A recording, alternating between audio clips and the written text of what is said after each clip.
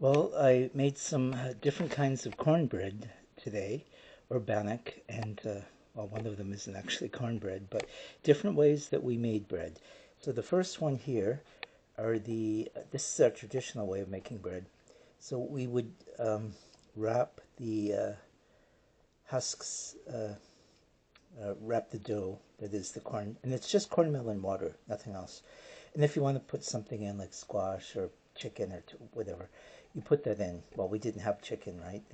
Chicken came from Europe. We had turkey here, but these are plain squash ones here, and it's really simple, as I said. You just mix it up, put the chicken or turkey, whatever you want, in the middle, uh, fold it in the husks that you soak in water for a few minutes, maybe 20 minutes, and then you steam or bake it.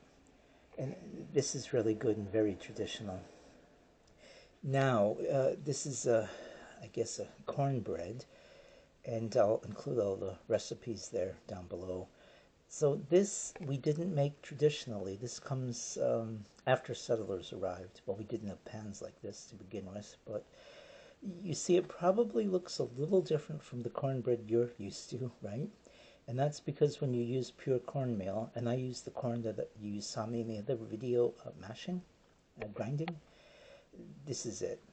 And finally, we get to the reserve state where we have the Indian agent rations, which is all white flour and not very good. And this is why our people have a diabetes rate of 50%, 50, and it's because of our diet and things like this, the rations. So my Aunt Helena told me that she said, we were starving, but she said every week this is what we got.